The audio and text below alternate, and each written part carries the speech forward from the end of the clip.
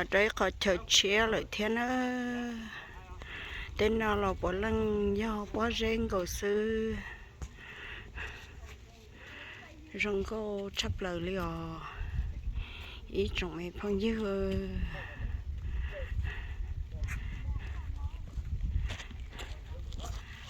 có tới sát tà lắm hai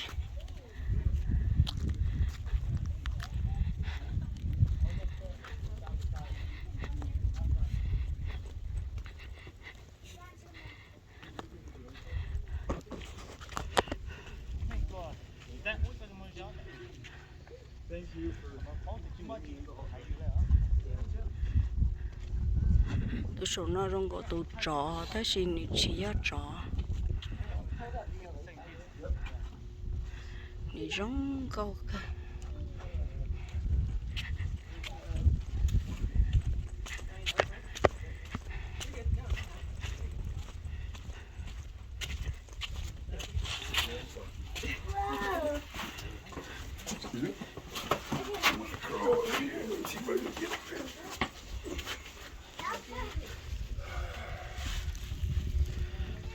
họ nói hồi ý tụt đê ý lúc bà đê nữa họ nói hồi ý lúc bà đê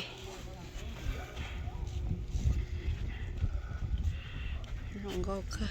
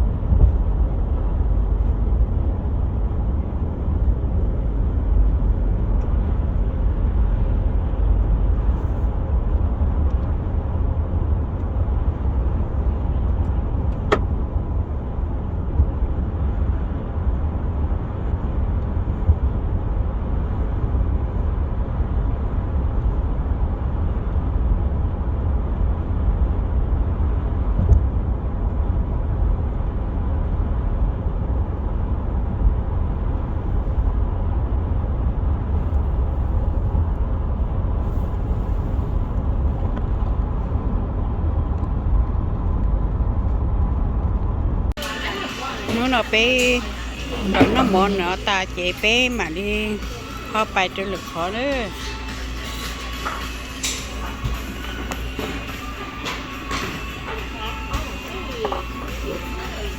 chỉ tay chỉ tao chi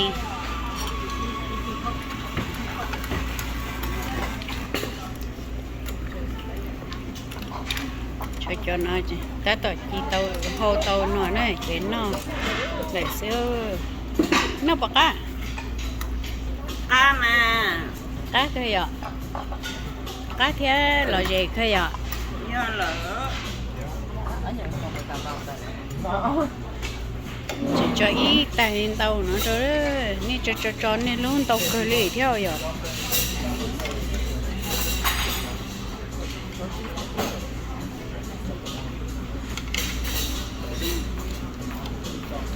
nó cá khơi đó nó mới cho tay chạy bé hơi có bài cho lực khó nè vì tay nó chỉ tao cho con này cho ní cho nó cho ní cho rốt cho cá nè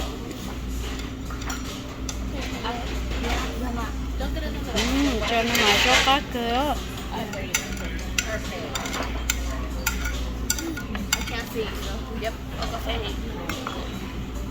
cá chay á cá tay giò cá chay rồi dạ sẽ có ít nơi nó thôi rồi xí ạ One over here, what was that? What's that? You said meat. Oh, sorry. Oh, meat. I was talking about if you can feel the soup a little bit. Yeah, and more broth. Sorry. And, I think we're good on the meats for now. Okay. Yeah. ok hay nó đây hỏi bánh nọ thế lô Yeah, eat it, bro.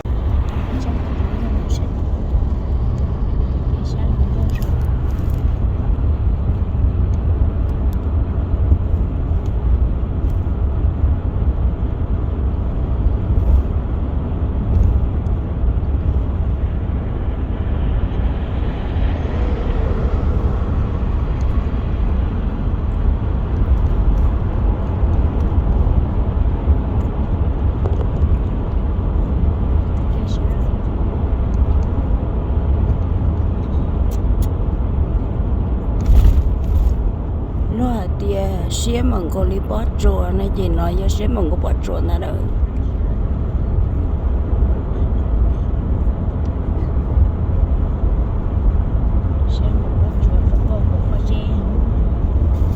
thì ra rinh ra chùa gì tới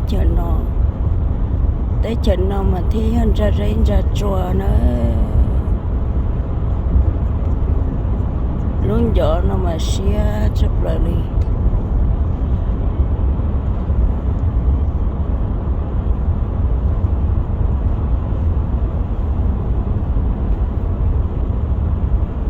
giờ nó chỉ nó giờ nó giờ bỏ riêng cổ sao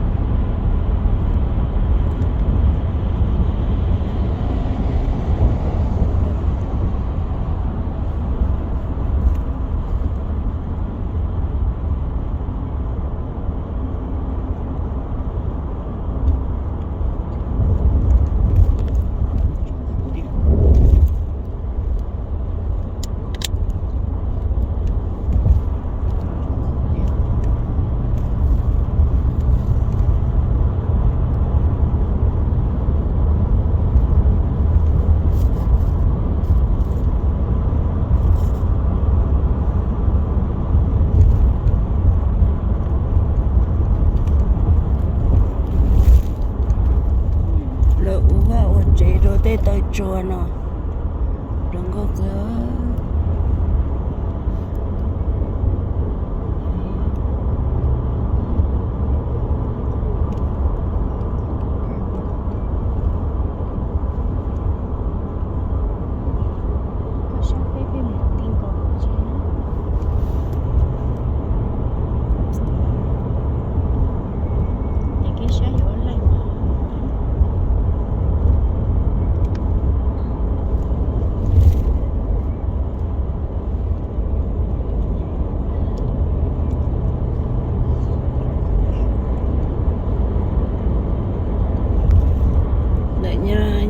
rau ba lông chuồn thôi đấy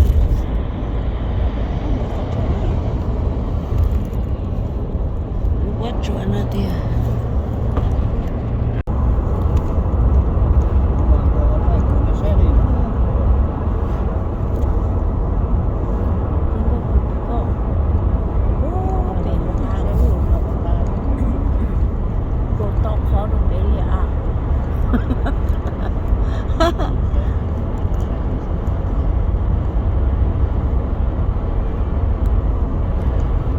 rơi ra hồ nè đi rơi qua cứ hà lại ta chỉ hồn đập lại ở sai quá gì thành trò đừng có chập lại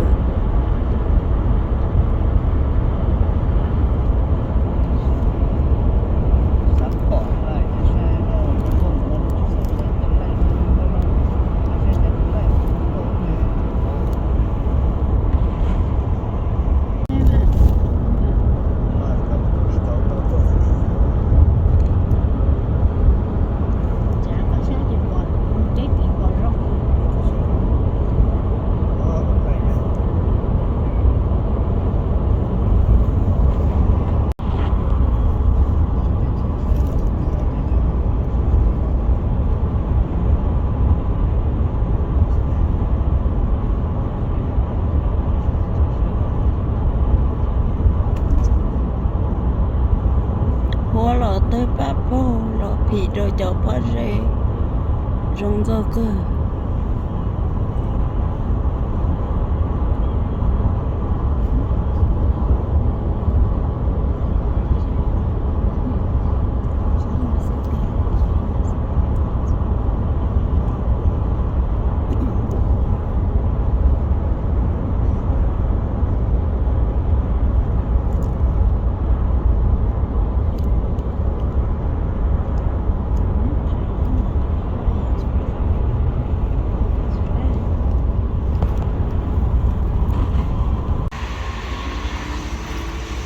biết là đây đó nó mà biết tôi là đây mà lò dễ chắp lơ đi